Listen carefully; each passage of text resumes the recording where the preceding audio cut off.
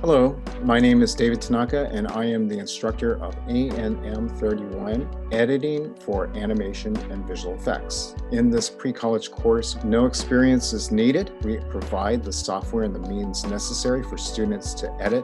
We start off with some of the history of cinema with a particular focus on the significance of editing and how that led to techniques in visual effects and animation. We start off learning some of the fundamental theories behind editing. Yeah, and then scoot that piece up. That would be a cool shop experiment. Oh, okay. We go on to storyboard editing, which is the core basis to animation and visual effects planning. Elements such as live action, animation, green screen elements all combine to form one unified shot.